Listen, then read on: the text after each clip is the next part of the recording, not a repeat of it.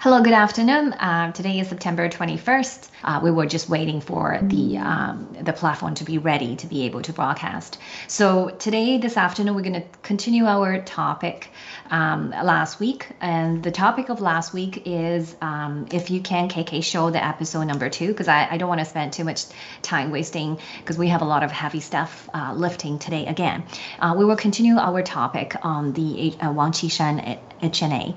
And then last week we already talked pretty much predominantly WAM's and HNA's rise, and we touched a little bit about the ownership of HNA up to 2017 that broadcasted in that actually broadcasted in 2018 by Mile School.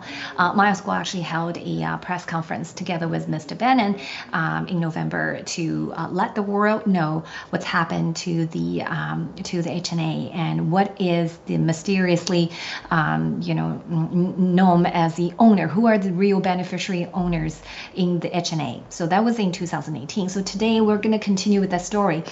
The reason you said, oh, you're going to talk about the PACS lawsuits against Mile, link these things together for you, why this is all comes together. And because 2 episodes ago I said we're going to take a little bit detour because at the New York Supreme Court, the lawyers hired by PAG, which is a CCP's proxy in the West, has been drilling down and grill Miles for the ownership of Sheraton Netherlands Hotel. So we're going to do the same thing. We're going to expose every reason to hide.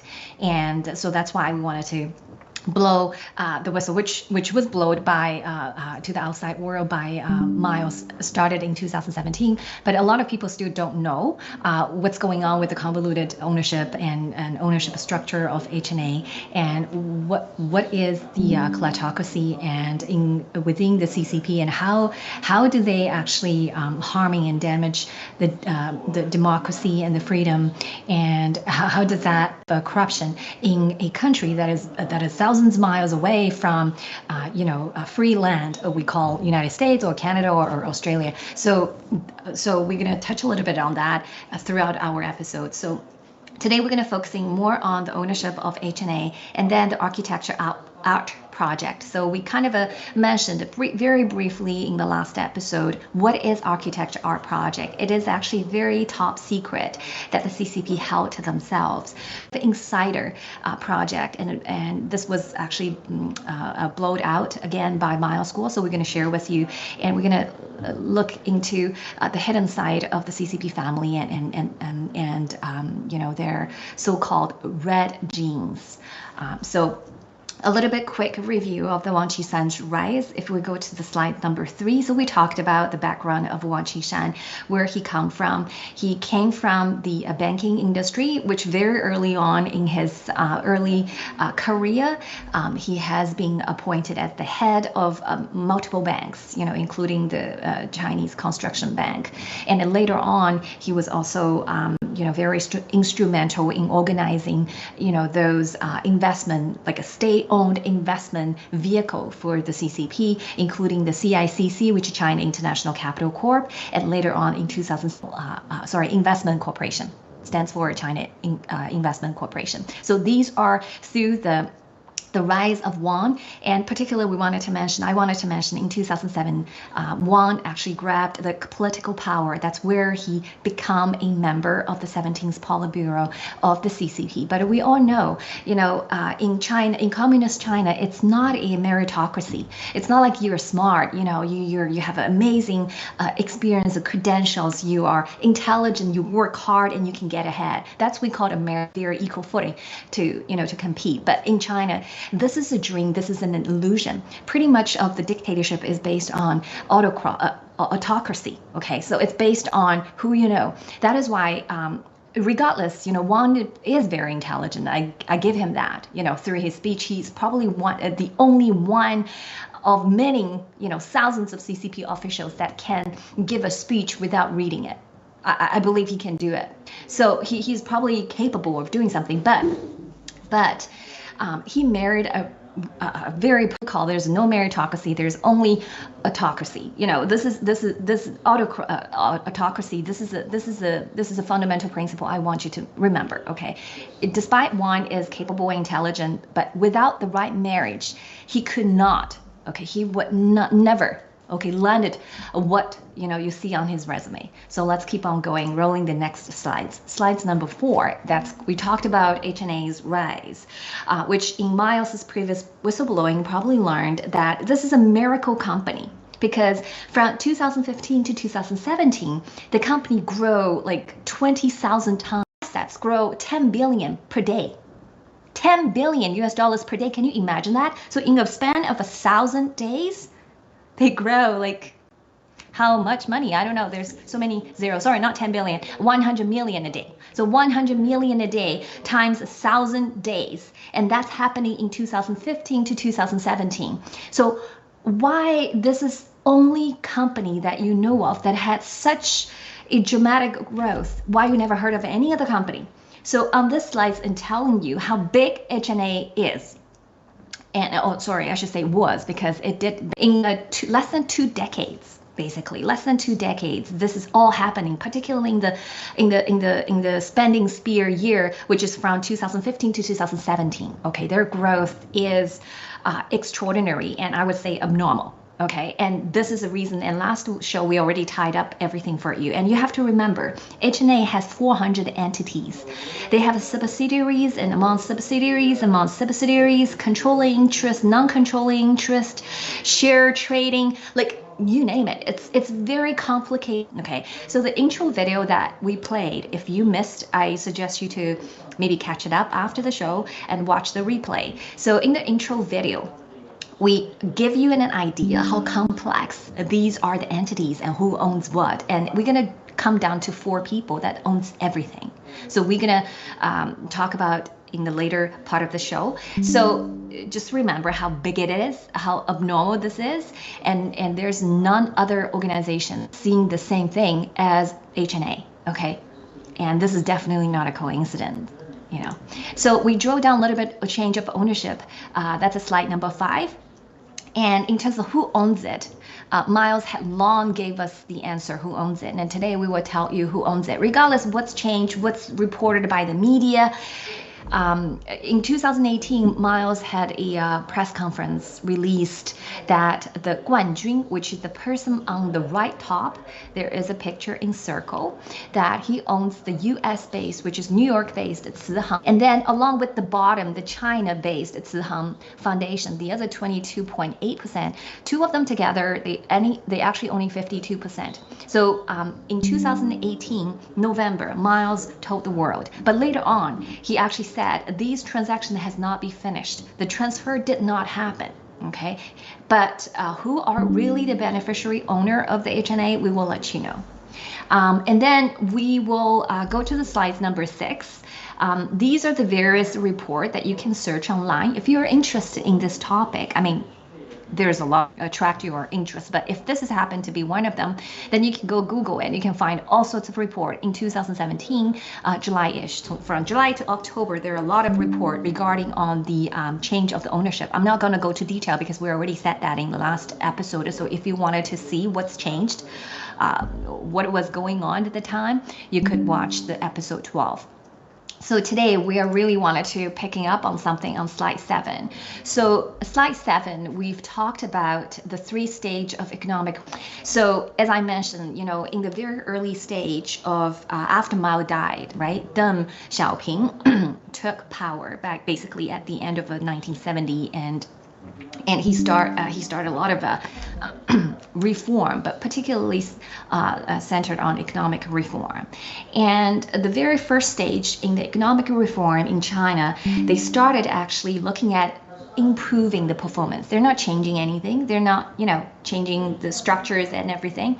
They just wanted to improve because they realized we are so lag behind. In last show, we compared the domestic GDP growth with Japan, during the span of more than 30 years from 1950 to 1970. And we can see China is lagging behind. The people are living in a very poor and almost close to poverty condition. So it's kind of flat.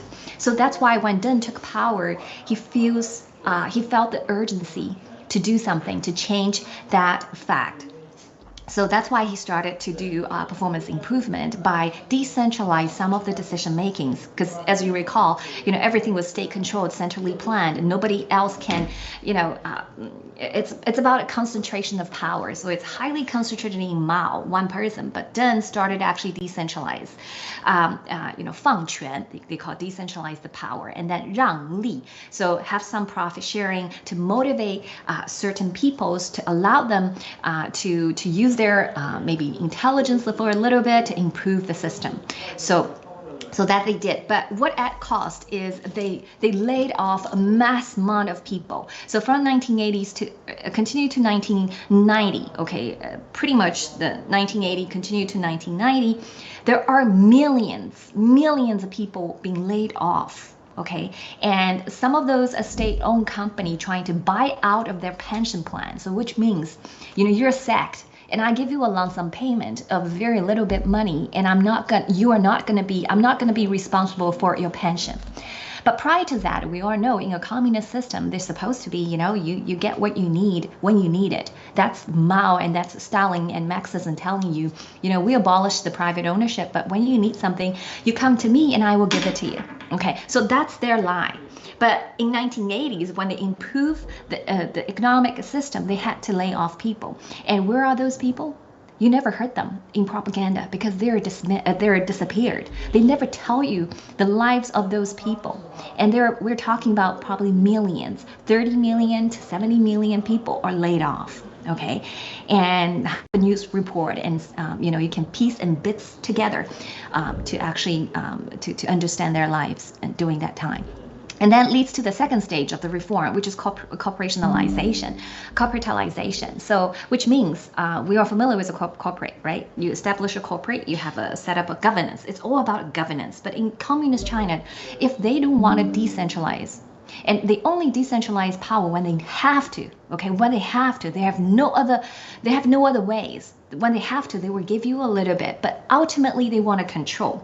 So the idea of corporatization established a separate independent governance board is is a big no. So even the World Bank has suggested that's the best way moving forward to capture lies, to continue drill down on your efficiency gained through the previous improvement measures. But the Chinese coming, ultimately this is a dictatorship. This is a power struggle. So they did, in the early 1990s, Shanghai Stock Exchange was revived because, before the Chinese Communist Party, in 1920s, Shanghai Stock Exchange has already existed, right? It was the city of the international city of the Far East Asia, right? Shanghai. So, but after Mao came in, after the People's Liberation Army took the power, subvert the previous Kuomintang's government, then they reopened the Shanghai Stock Exchange in 1990s. What they see is they see from the 1980s, from the performance improvement measures, Chinese people started to have a little bit savings. They lived better than the Mao's era. So those kleptocrats wants to rob a bit, richer. They want to rob them. Remember, because the whole communism is based on proletarian, based on people that owns nothing. Okay, so that's exactly the World Economic Forum wants you to do. They want you to own nothing but still be happy and appreciative. So this is exactly happened. So when they saw the people's has savings accumulated from the previous economic gain, of course, those gains for some people are the price paid by those people who laid off. Okay, so it's always classes. You always create different classes and turning people against each other. So that's exactly what the second economic reform causing. So those people have a little bit of money, so the government wants to take them, and we say cut the leeks, because every Chinese are leeks. So when they grow a little bit, they want to harvest the vegetable in the garden. So that's the words we use, cutting leeks.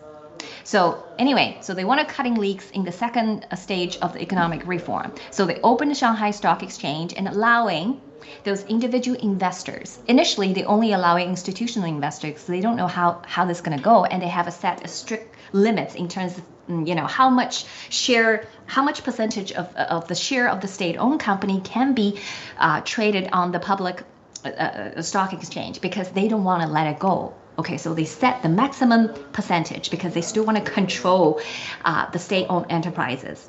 But that's causing a kind of a national-wide fever of investing in stock. So in the 1990s, a lot of Chinese people were telling you, oh, don't worry about study, or, we don't have those statistics to report, financial advisor to give it to you. Like today you have Bloomberg, you read those, index, and you figure out which company is worth investing. In China, we don't have those in the early days. So, but they tell you, don't worry.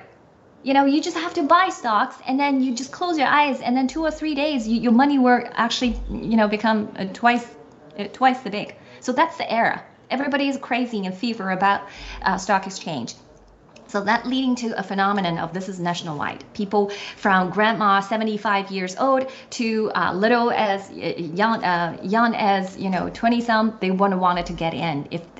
But of course there's early adopters and there's later adopter. But anyway, that did give some people money, but most of the people lost their savings in this second stage of economic reform. So the second stage of economic reform is basically ended in 2002. Because what happened is in 2002, let me just here to tell you what happened in 2002. So in fall of the 2002, the Chinese authority made a final decision to create a centralized ownership agency. The bank contributed to its design. Listen, the bank. So who is in charge of the banking industry in China? Wang Qishan. So the decision was made so in the 16th National Congress in 22. The creation of the entity later named State Assets Supervision and Administration Commission. So basically, this is marked the end of the second economic reform. Again, the state decided to control. They established a body to control the enterprises. Okay, so this is 1990, and now privatization.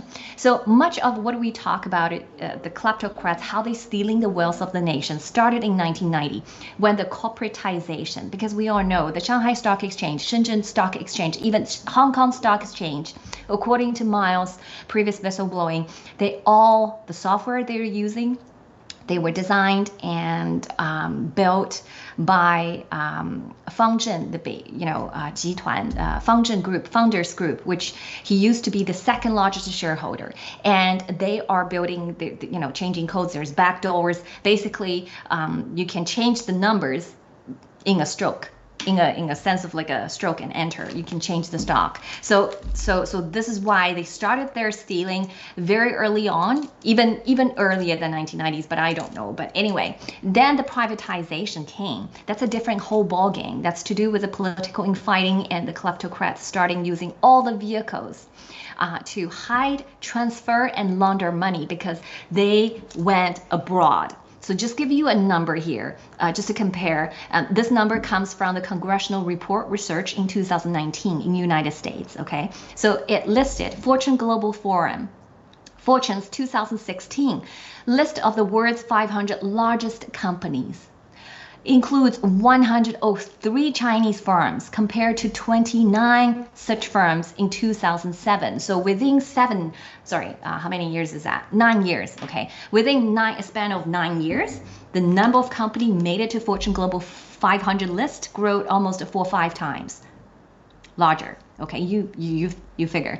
And Fortune identifies, so the Fortune list identifies 75 company, which is accounted for 73% of those 103, and these are directly owned by the government, by the Chinese government. So you can see among the 103, majority of the companies are Chinese government directly owned.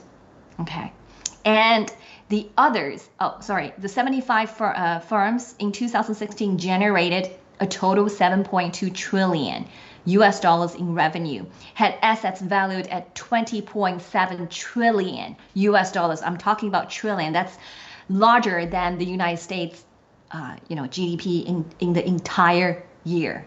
Okay, that was owned by the kleptocrats and only few of those families. And we would touch about the families today. And there's a lot stirred about them. And it's going to truly shocking you if this is your first time hearing this.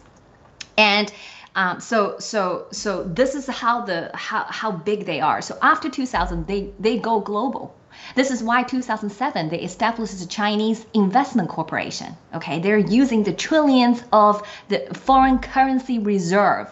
Okay, in 1995 they started CICC. They used the welfare money. You know, the welfare money that's supposed to pay for the Chinese people's medical expenses, their education, you know, their pension.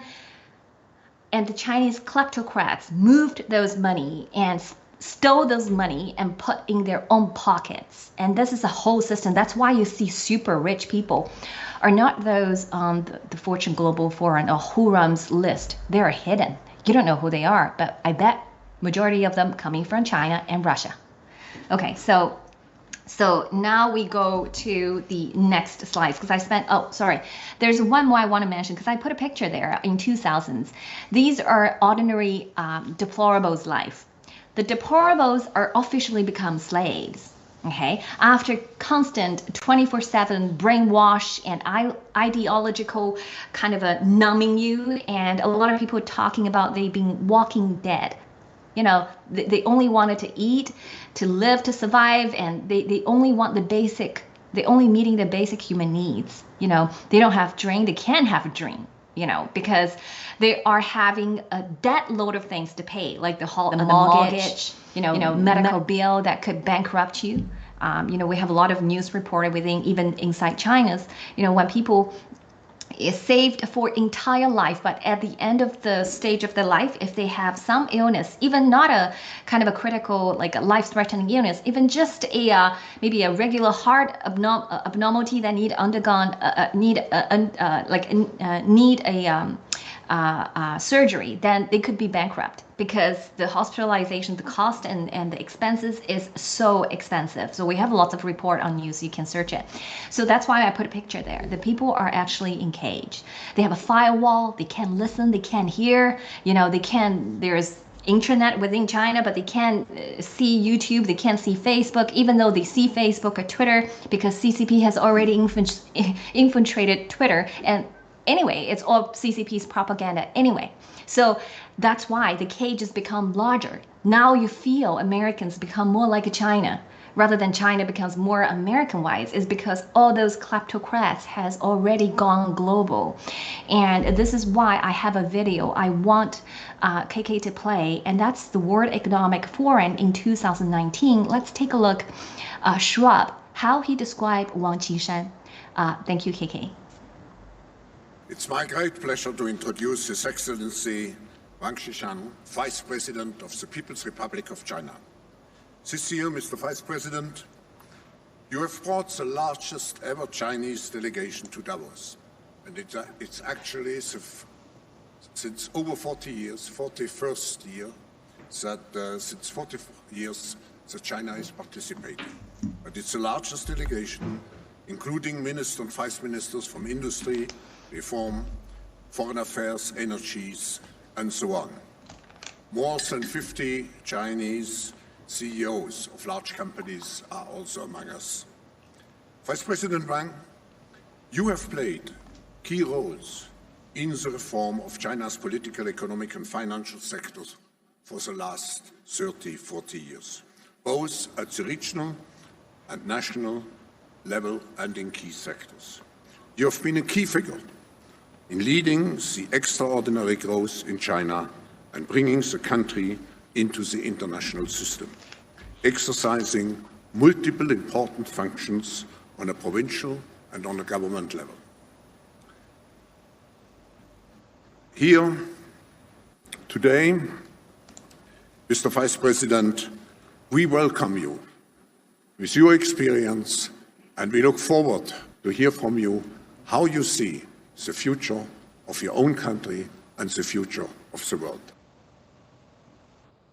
Okay, so thank you, KK. So we're gonna play the slides number 8, and basically what described in Schwab's words is the extraordinary, I think, excellency that he used. Some words describe Wang Qishan. And Wang Qishan, as confirmed by him, he said Wang Qishan has been leading the China's banking and finance industry for the absolutely true, right? We mentioned it in our two and today's episodes as well. So in this picture, what I wanted to convey the message is Wang is one of the kleptocrats standing on, the tower of the Tiananmen, looking over the Tiananmen Square, which is part of the Forbidden City in Beijing. That is a symbol of centralized power in China, right? So these are kleptocrats standing on the balconies and looking over deplorables. But underneath that, I put another category of group of people, which this is a vocabulary by now you should be very familiar with, because if you have been following our show, we call them white gloves. Okay, and in this show, I will show you a lot they are, and they're public figures, but they have disguised themselves, but they're working for CCP and holding their assets, helping them to money launder, transfer assets. Many of them are successful business person, venture capitalists, investment business of investment and merger and acquisition, all those things. Or even lawyers, right? We talk about judicial, and this is part of that. And so underneath, we will see there's a lot of people lining up to be the white gloves, because this is truly what's happening in the Chinese society. And this is part that breaking everybody not have, when people describe themselves become a walking dead, they push their morality aside, and they can only fight for survival, and they want to get ahead, and they can only play form that established written or unwritten norms established by the kleptocrats. That's the only way they can get ahead. So a lot of people paid a price of life. As later on, maybe today we will not have time to touch it, but next show we will touch about the death of Wang Jian, who is was the chairman of the HNA, and who was holding 15% of HNN's ownership until he died in 2018. July 2nd. And after his death, all his shares of HNA donated to Cihang Foundation, which that's a part of their agreement. They have to donate. They have no other choice. Have to donate to the two charities. So, and he already paid his life. And we know, just like Putin, has eliminated a lot of his rivalries or his enemies. The kleptocrats in China, Wang Qishan or Xi or whoever standing on that platform, or including those people are not there. They basically did a lot of things. According to Miles, they did a lot of things behind the scenes. So, but people are still willing to to fight for the opportunity to work for those kleptocrats, because they themselves partially doesn't want to believe the harsh reality, right? If they feel like they have a personal relationship with the kleptocrats, they may be spared. But that's their illusion, because we will show you the death of Wang Jian. Personal relationship does not mean anything. Personal relationship is only for betrayal. Okay? So you're useful, you're in. If you're not useful, and you're multiple ways to be out. For example, the chairman of Wang Jian dead, the other chairman of HNA incarceration, detained. Okay, and so we'll talk about that. Here, back to the ownership of HNA, Guanjun, slide number 9. So this is another person just emerged from the news. So this is news by Reuters and reported on 2017 October 4th. So as you recall, in the last episode, we said there's a change of ownership of HNA in July. In June, July-ish. The news came out that way. Anyway, shortly after Miles Guo's whistleblowing, telling the truth about who really is owning the HNA at that time. So he came out. So this guy called Beehives, I don't know, Beehives, let's say. Mr. Beehives came out and accepted an interview with Reuters. And the title is, Big HNA stake was held in trust as a favor. Company's deal maker says. Okay, so the Beehives, Mr. Beehives did say that he hold this as accommodation, and for the HNA the senior management. So that's why he kept 17.4% of the share of HNA from 2004 to 2016. Okay, and he said he doesn't know who Guan Jun is, which the gentleman on the left, holding 29.5% of the share of the Cihang Foundation. So prior to that, he owns 29, but after he donate the 100, is that 18 billion? Yeah, 18 billion US dollars to Cihang. So the Cihang Foundation now owns the HNA 29.5. But prior to Guan Jun's donation, he actually personally owns it 29.5%, and that was coming from 17.4%. So that's why Guan Jun so Beehive transferred the share back to HNA, and HNA transferred to Guan Jun in 2016. And then in 2017, Guan Jun again donate, if you believe that. We already said, nobody believes that in our last show. Guan Jun donate 18 billion, okay, to the US-based foundation. Okay, so that's very strange. So in this news report, Beehive said HNA's senior executive asked him to hold the stock ahead of forming the charity. So you can see that the senior management has been planning, long range plan. They already figured it out. They wanted to have a charity at 2004. Can you imagine?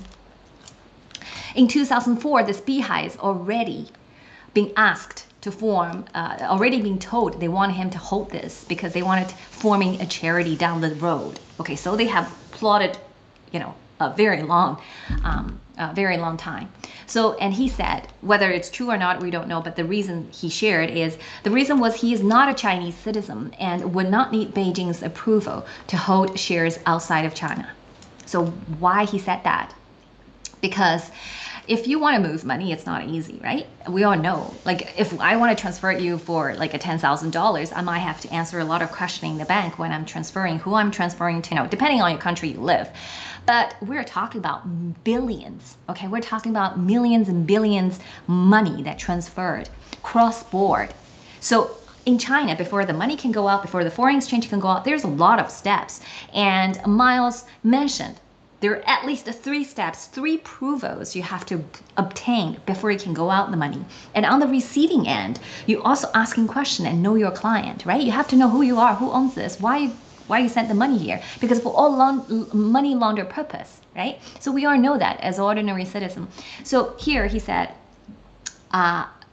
because they wanted me, because I'm not a Chinese citizen. By the way, he is an Indian American, a business person, and he introduced Soros, basically. If you recall the last episodes, we mentioned about Soros invested into Hainan HNA, into Hainan Airline, which is a predecessor of the HNA group. He invested, I forgot exactly how much, but quite a bit, 20 million maybe. Don't quote me on the number, but in 1995. And this Beehive was the person who helping making this possible, and he was the person who's sitting on the Hainan Airline on behalf of Soros money. Okay, Soros funds. But anyway, so it tells you there's something already, fishy, but it's not illegal. It's it's just a fishy. So the next one is, who is Guan Jun? We already asked the question in our last show. So who is Guan Jun? Why, 30 years old at the time, and not known to anybody, kind of an identity, his identity is kind of a secret. And New York Times reported in 2017, an article mentioned that his address was registered in a very kind of ordinary Beijing address. The apartment is kind of a dirty and shabby, a dingy hallway. They mentioned about the hallway was dingy and littered with discarded furniture and bags of trash. But his name is basically on the board of directors, disclosed at that time that he was one of them. So there's a lot of clouds around him, who he really is. So here I want to show you the next slide number 10. So this is going to take a little bit of time to explain, and I realize it's already 15 minutes almost into the show. So maybe in the future I will explain more details, but I just wanted to let you know Guan Jun is in Yao family, okay? And maybe let me see. Okay, so I'm in the green rectangle box. These are the top management of HNA. Okay, from the left, it's Wang Jian, who died, and Chen Feng in the middle, who was detained in 2021. And then on the right, the green box, it was Chen Feng's son. Okay, so it was Chen Feng's son. He was also a chief executive officer for HNA. Okay, so it's all together. In the blue box, that is the founder and chairman for PAG. Okay, remember the PAG, who is, we say it's the parent company of PAX, PAX, who is a plaintiff in Miles Guo's case. Okay, so in the blue box, the three people are instrumental in setting up PAG. The first person is Horst Geckel. I think his name is Geki. I'm not sure. It's a founder of PAG. And then the second person is Chris Gretel. Okay, and remember just those names. We will repeat mentioning those. And then Ian Chen. He's Chinese. He's probably, Miles said, he's living in Canada right now. So, and then the red kind of oval-shaped kind of a thing is the very first, the red oval-shaped object is the person is Guan Jun. Okay, so, and then besides him, on the left is Sun Yao, and on the right is Liu Chenjie. So all three of them are the beneficiaries, are the ultimate beneficiaries of HNA. Okay, because this is lots of Chinese, so I'm trying to let you guys know. 受益人 means beneficiaries. So these are three plus the one that get detained. Okay, and the one that already died, Wang Jian, has already donated everything to the foundation, so which shared by three of them. And okay, so this is interesting. There's one oval red shaped on the far left. So you may recognize this person is a Philip Rossler. He even have a exotic name. It's not Chinese because he is an illegitimate son of Yao's family. Maybe let's move on because I have later on I have a better slides for you guys to see.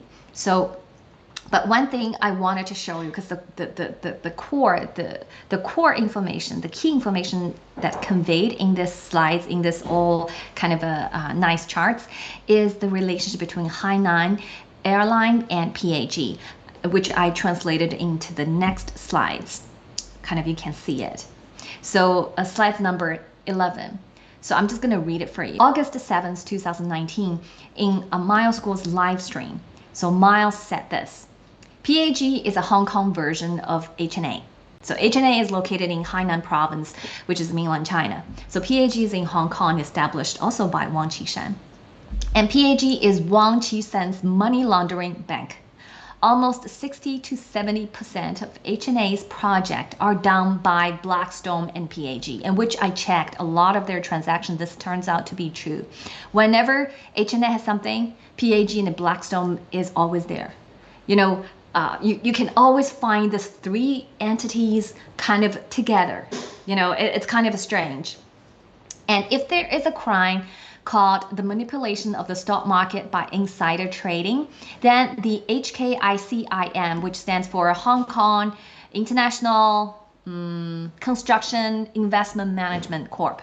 Yes, did it. So HKICIM is controlled by who? By the same group of gang, which is Chen Feng, Wang Jian, who died, and Wang Qishan, etc. And this is one of the critical tools for insider trading, fraudulent loans, money laundering, and theft of the country. Under the radar, it works with, so this HKICIM group works with the Tianjin Bohai company in mainland China and nearly 60 publicly trading listed companies, changing hands, sitting on each other, trading with each other, and laundering money in the stock market. Okay, so this was reviewed on August 7th, 2019 by Miles Guo. So this leads over to the next slides, which is slides number 12. So, okay, so we have been in this court, like a court cases, for 5.5 years. The first 5 years is the New York Supreme Court. And then early this year, we moved to Connecticut Bankruptcy Court because, you know, Miles filed bankruptcy, and then later on he wanted to rescind that decision, but then the court prevented him to, so the proceeding continues, okay, today. still at the Connecticut bankruptcy court. Multiple episodes, we mentioned the circumstances around that time when the complaint was initially brought by PACS, which is PAG. We use them interchangeably because we know, PACS is PAG, controlled completely by the CCP. So we use PAG instead, putting PACS here. So just so you know. So around April 17th, April 18th, we also spent lengthy time elaborating on those events happened in 2017 after January 26. If you're not familiar with those, I will highly recommend you to go to watch the previous episode so you will have a much more solid background information and it will help you to digest and understand the whole concept of what I'm sharing here. So what happened is Miles exposed Wang Qishan, right? 2017, April. Although he started whistleblowing in January, but he really, said a lot of things about Wang Qishan starting in April. And then the Shan Weijian, the guy sitting at the bottom on the left, PAG, he's the chairman of the PAG. Before he went to PAG, he was the managing partner in TPG, Texas Pacific Group. It's also an equity investment firm, also to do with Blackstone and H&A. Okay, that was actually a joint stock established with the government, Morgan Stanley, okay, and a few other. They're truly international. And then later on in 2010, Morgan Stanley sold its stake in CICC to TPG. So all of things are coming together. If you watch the previous show, you will link everything together. So we come down to the Shan Weijian. There is some significance between, the moniker that I put besides him. White gloves, by now you should know that by heart. Okay, what does that mean? White gloves. And then the other one is spy. So Shan, in this picture, there's two people are registered spy in the foreign minister in the CCP regime. One is Shan Weijian, the chairman of the PAG. Okay, and the other one is, if you move a little bit on the top right, Wu Zhen, and he's also a registered spy. But the only difference is I didn't put a white glove there. There's reason, and which in previous show I mentioned. So Miles exposed Wang Qishan, and Wang Qishan used his white gloves because Shan, as I mentioned previously, H&A, PAG, and Blackstone, you can find them in 60-70% of the transactions. They're all together. Okay, these are their money laundering scheme. I'm not a financial major, so I'm not in finance. I'm not very astute, I'm not very savvy in tradings and financial schemes and move money, and I don't know. But if you are, take a look and go dig. You might find something interesting and you might be able to share with us, in Getter live broadcast. But anyway, so Shan Weijian, that's why I brought the complaint to sue Miles. And PAC's case is only one out of the 74 legal cases that CCP has thrown against Miles, aiming to silence him. Okay, and those 74% of legal cases are paid, 80%, 70 to 80% are paid by who? By Wu Zhen, okay, which is the top right person, which I say he is the registered spy of CCP. Okay, so this is a little bit on the left. So with this dynamic, you would come to understand the H&A. So there's two more white gloves, which is Wang Jian and Chen Feng. Wang Jian died, Chen Feng detained, okay, and H&A bankrupt. But where the money gone? Where the good assets gone? Okay, it's all through various trading, through various, ways and revenues and hidden, and they gone to overseas, they gone to their offsprings. Okay, this has come down, I'm gonna drill it down a little bit to his family, and you will see where those money went and where they are, why the three people mysteriously coming up, and they're a little bit over 30 years old, and they are the richest person, pretty much. And then on this particular slides, you will see there's on the right-hand corner, there's a grid, right? And on the grid, there's a lot of people's pictures. And in the previous shows, we didn't touch all of them, but we pretty much mentioned maybe I would say more than half of them. So if you want to see our previous shows, you will know who they are, and they are considered intermediaries. That I shared with you the speech of the Christopher Wray, FBI director. He delivered on July 7th, I believe July 7th, 2020.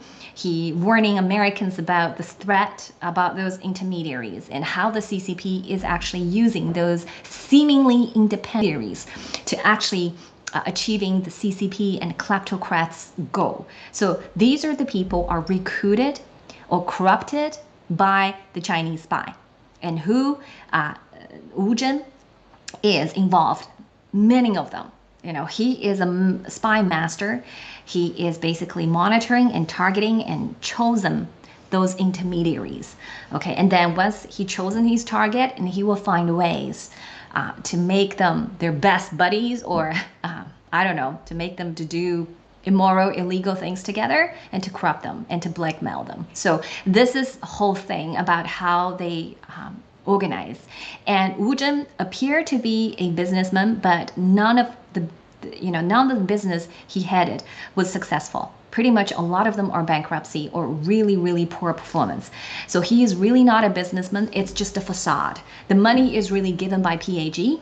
PAG invested in his previous company for 500 million, but those funds are for him to spend. Okay, so this is how the network works. But the Blackstone case is kind of indeed interesting, because we know that Wang Qishan invested in Blackstone 30 billion or 3 billion. I can't remember the number, because sometimes the numbers is difficult for me, because it's messed up in my mind. But anyway, we have a news in our previous episode. Please use that number on the news, because that's more accurate, because that news is coming from Wall Street Journal or something. But the Blackstone, the Steve Schwarzman and the Ray Dalio, the Bridgewater Equity Fund, they are truly the partner of the kleptocrats, and they are the Western ally to help them to launder money, because you have to figure how those billions of even trillions of funds to be transferred to a United States or London or anywhere without question. They have to have someone helping them. So anyway, let's go to the next. This is the key part that I want to really talk a little bit about before we end the show today. This is an architecture art project. Okay, be prepared for this heavy stuff here. And also known, AKA, as the CCP's rules by genitals. Okay, yeah, you hear me right. Rules by genitals.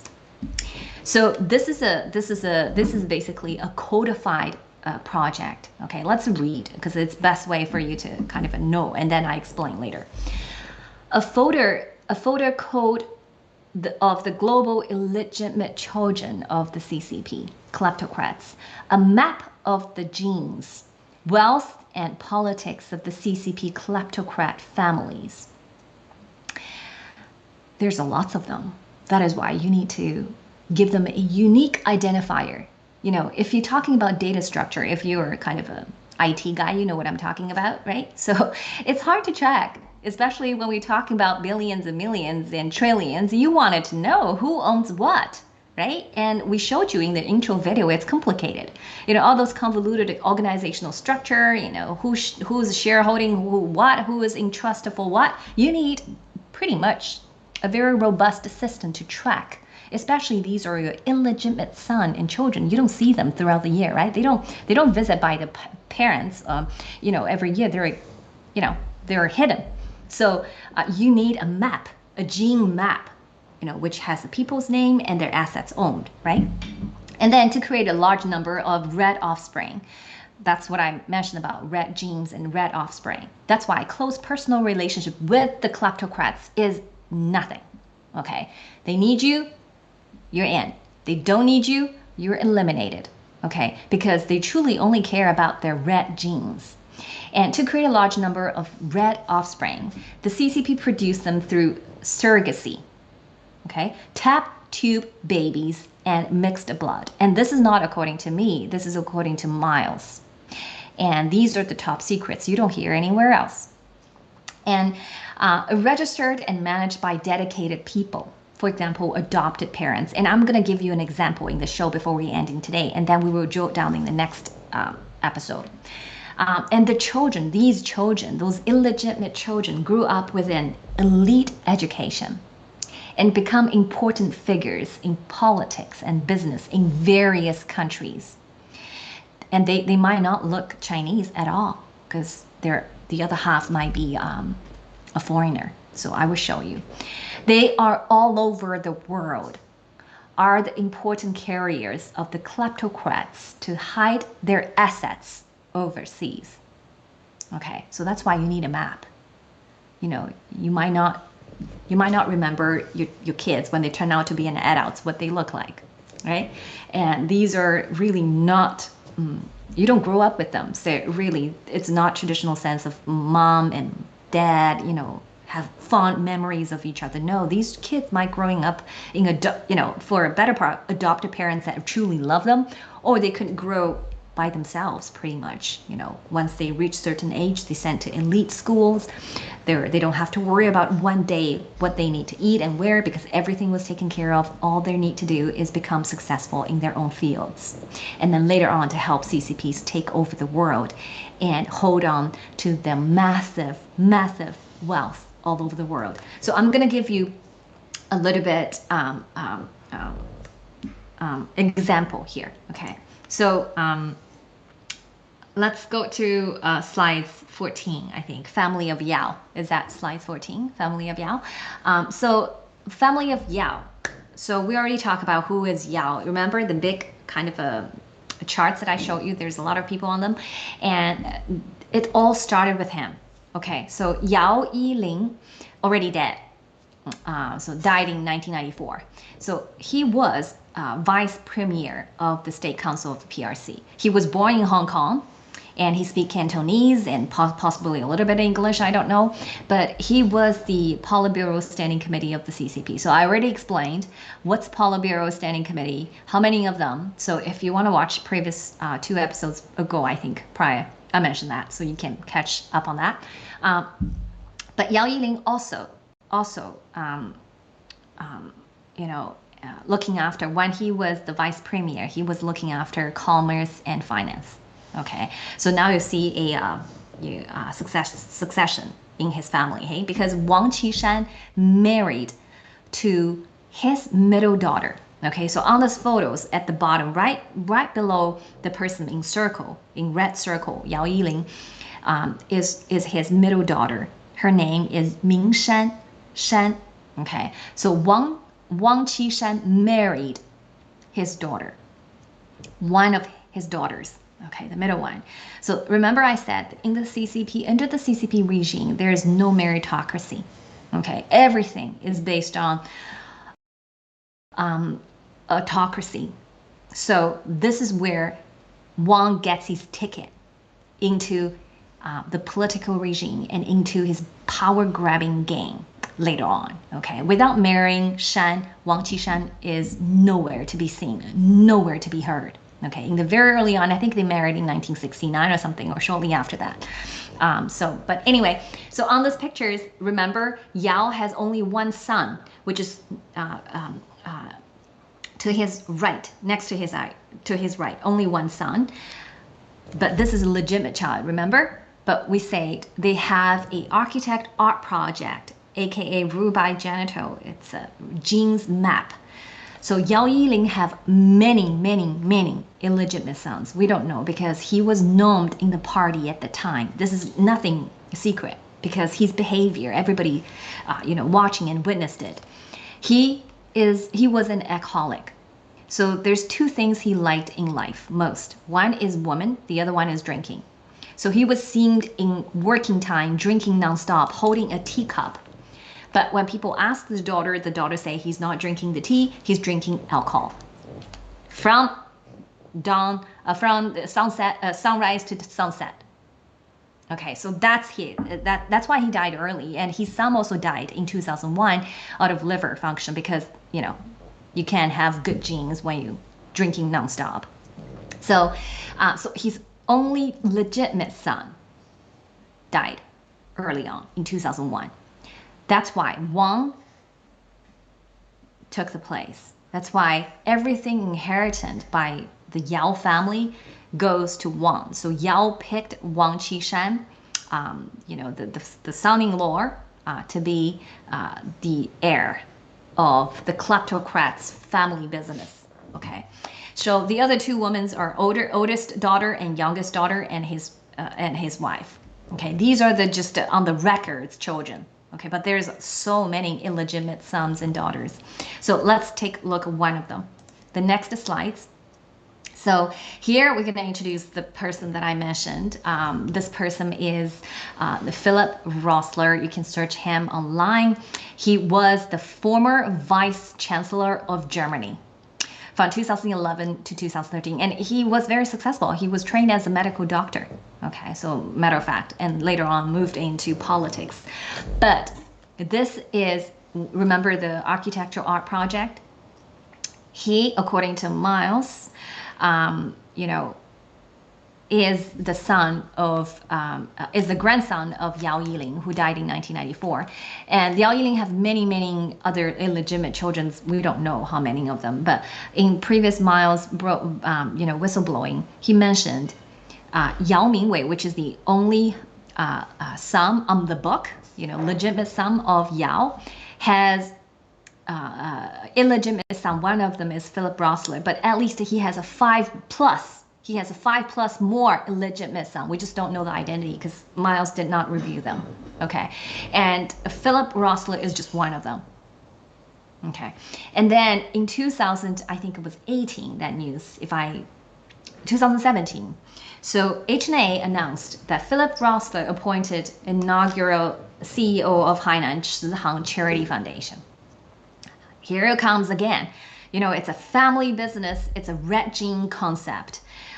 So for here, I just want to mention a little bit about why they pay so much attention on genes. As I said, if you're just kind of a acquaintance, if you only have a personal relationship, there's no guarantee, right? Because they could ditch you at any moment, just like Wang Jian. Wang Jian was so close with Yao family with Wang, but he's dead and he's been killed.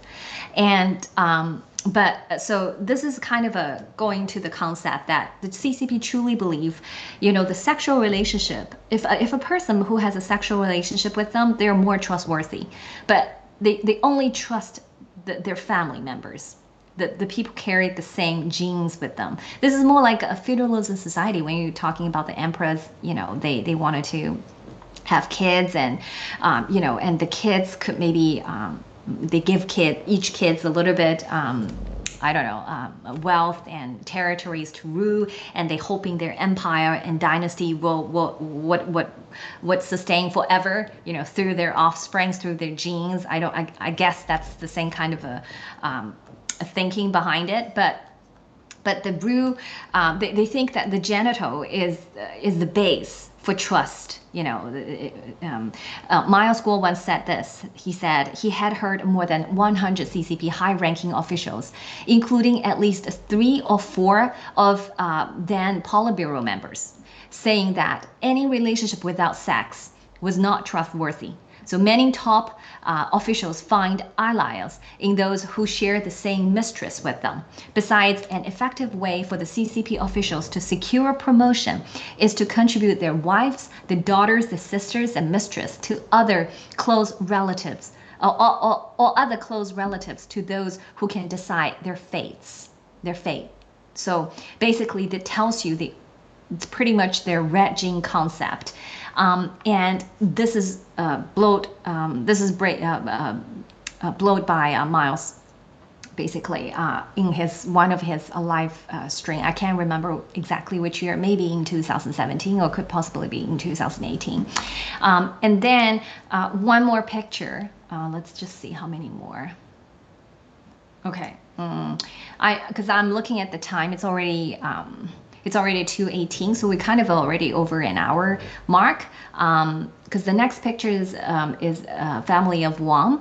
I'm thinking maybe we should just leave this to our next show, because there's a lot of story in this. Because I'm gonna share with you who are the ultimate beneficiary owner of HNA, and how does that relate it to Wang, and how does it relate it to Yao, because there's a lot of relationship secret, hidden relationship. But I want maybe, and I will give you one more example. They're not Yao and Wang family, but they're someone else as well. But I just want to end the show with a joke.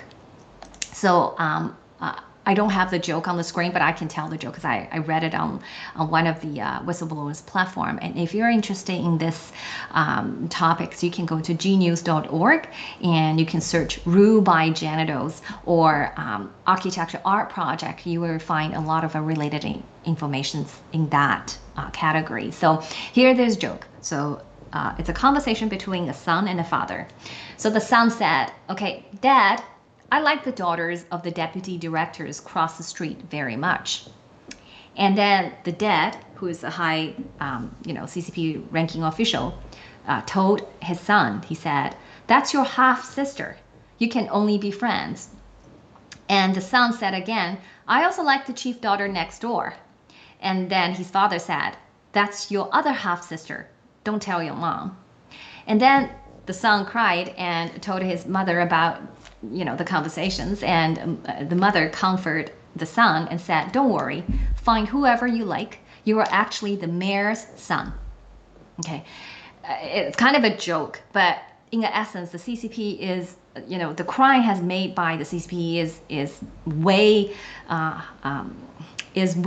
horrific than the joke precede, because truly what mean by Ru by Janitor is all those relationships are not hidden.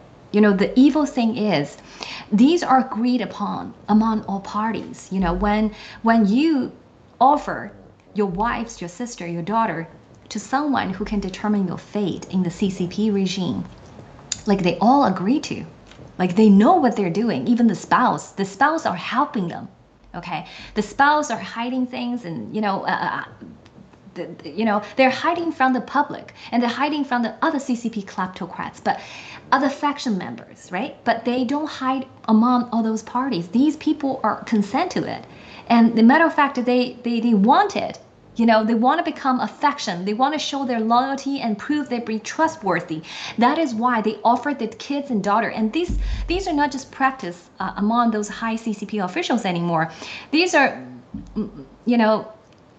moved on to a lower level of, even you seeing them in the police, in other parts of society. So that is why it's truly evil. And in the next episode, I will talk more about, because we jumped a lot of content here because of the time, but I might talk a little bit more about the architectural art projects, and then we will look at the death of Wang Jian, who we wanted to let you see the fate of so-called entrepreneur. They could be very successful in a Western society, but their fate in the communist regime are doomed.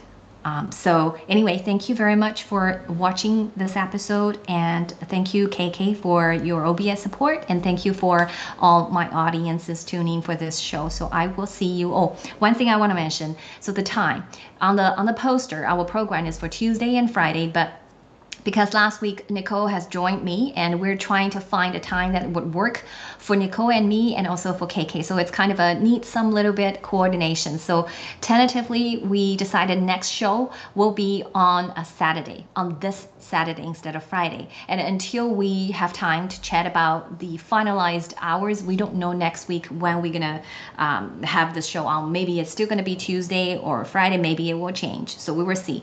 We will let you know in our next episode on this Saturday. So see you on Saturday. Thank you. Have a great afternoon. Bye-bye. Pax on Mr. Guo's Judicial Media Unrestricted Warfare Review, Caixin and Sihang. On April 25, 2017, the Chinese Communist Party's Caixin magazine published a feature story titled "Guo Wengui sued in the U.S. 9 years ago, owes $88 million in debts, principal and interest." The report hyped the case of a false contract lawsuit filed by Pax against Mr. Guo on the 18th of the month, and fabricated the facts, saying that Mr. Guo's real reason for living abroad was to compete with Li Yu, the former CEO of Founder Group, for the controlling stake of the Founder Securities, and he even fought for it. In fact, Hu Shuli, the editor-in-chief of Caixin magazine, is one of the mistresses of a senior CCP official, Wang Qishan. This false report in Caixin, along with the false prosecution of PACS, was Wang Qishan's revenge for Mr. Guo's exposure of his HNA corruption case on an April 19th Voice of America live program. On April 19, 2017, Mr. Guo spent 3 hours in VOA's live interview to elaborate on the corruption and transfer of benefits between Wang Qishan, a senior CCP official, and HNA Group. In the end, the CCP had to use the infiltration connections deep within VOA to forcibly terminate the live broadcast, and the April 19 broadcast cutoff incident shocked the world. With the exposure of HNA Group's corruption case, Wang Qishan began to aggressively sell and transfer HNA's high-quality assets and quickly cut ties with HNA. In just a few months, most of HNA's assets were transferred to the private account of the kleptocrat through its white glove, Wang Jian, while HNA's high-quality assets were also transferred to the New York-based Hainan Cihang Charity Foundation and promptly made Philip Rosler, a former vice prime minister of Vietnamese descent in Germany, the chairman of the U.S. Cihang Foundation. Quote, previously, he had taken over Deutsche Bank on behalf of the HNA Group. Quote, on February 14, 2018, HNA Finance pledged nearly 41% of the equity of Hong Kong International Construction Investment, nearly 1.4 billion shares, to the hedge fund PAG Pacific Alliance, and the latter's shareholding directly increased from the original 40.98% soared to 81.95%, perfectly realizing the rapid transfer of this asset. Public information shows that the ultimate beneficiary shareholder of HNA Finance is the New York-based Hainan Province Cihang Public Welfare Foundation, whose actual controller are Guan Jun and Liu Chengjie, among others. However, the Cihang Foundation is not a charitable organization, but a private investment foundation. Guan Jun and Liu Chengjie are just two little-known 30-year-old young people who can actually own the huge assets of HNA in the trillions. There must be a demon when things go wrong.